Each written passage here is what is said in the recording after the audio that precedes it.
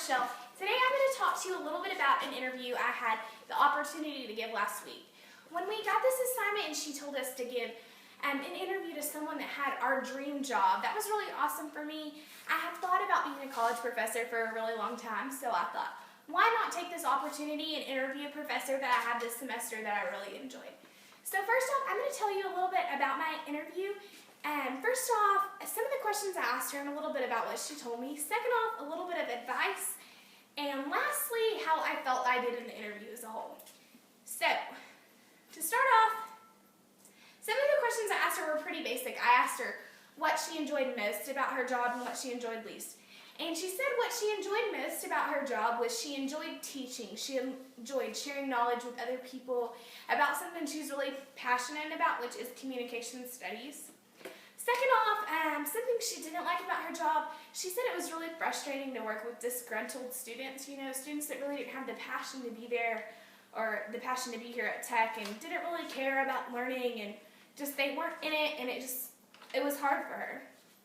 I asked her, what do you find most rewarding about your job? And she said one of the most rewarding things is when she has past students come back or even current students that have told her, how applicable the things that she's taught them have been to their life and how it's helped them go far on a personal level or a professional level, things such as that. She said that's really rewarding to hear that, all the time and effort she puts into teaching them has really actually helped them in the long run.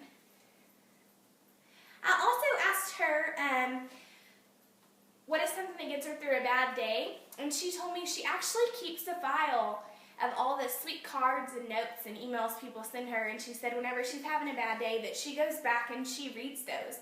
And I feel like no matter what your career choice is, I feel this is something that would be awesome for anybody because whenever you have a bad day, there's days that you're going to want to toss in the towel and walk out and slam the door. But if you go back and look and see your satisfied customers or your satisfied students or people that have really benefited from you in your workplace, that's going to be something that's going to be really special to you. I also asked her what she would say would be the biggest benefit through her job, like being a professor.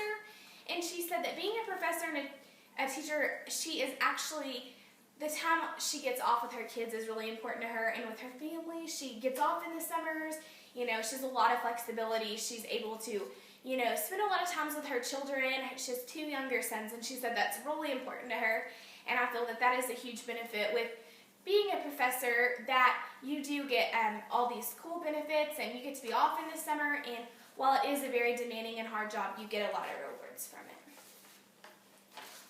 Next, I want to tell you guys a little bit about some questions that I asked her that were geared more towards advice that I could use for myself in the future. I asked her, what is something I should keep in mind while going to school? And she said to look at your teachers and look at your classrooms and remember the things that you do and remember the things that you like, the projects that actually helped you learn or the projects that were pointless, the things that you really benefited from in the classroom and the things that you didn't so much, so that whenever one day if I get into the classroom and I'm at the level that she's at, to see things that I really enjoyed and use those and to steer clear from things that I knew from a personal level didn't work. I also asked her what was the toughest part of her when earning her degree. She said she actually had a really mean advisor when she was getting her PhD, and she just told me, even when you have people that tell you that you can't do it, just to remember that you can, even when you feel like you shouldn't be there, you're not sure why you're there, that you are there for a reason, and there's always going to be people that are telling you that you can't do things, but to just keep on persevering no matter what, and you'll get to where you want to be one day. And I also asked her, this is kind of a different question or a different response actually. I asked her, what was something that she wished she knew when she was in my position as an undergrad? And she told me that it was really important to know that writing in this field is important because when you get to the PhD level and you're trying to publish research and do things like that, it's actually gotten to be very competitive here lately. And she said it was something that she didn't know about till after she was out of her master's, that she really didn't write much. She didn't, do much because it is the job to create knowledge and to put it out there and to let people know the things that you're doing. And so she said that it's really, really important to know how important writing is. And lastly, I asked her how did she feel that teaching communications has helped her in her personal relationships. And she said whether it's friends or her husband or, anyone that she's really around, that teaching communications has been able to positively impact all of her relationships. She has past students and friends that ask her for advice, and she said it's really just awesome to be able to understand the way people communicate and things like that. And finally, I'm going to tell you how I think I did in the interview. I'm going to be honest, I was a little bit nervous. When you're around someone that has all this education and someone that is so well respected, it is kind of nerve-wracking to be asking them a bunch of questions.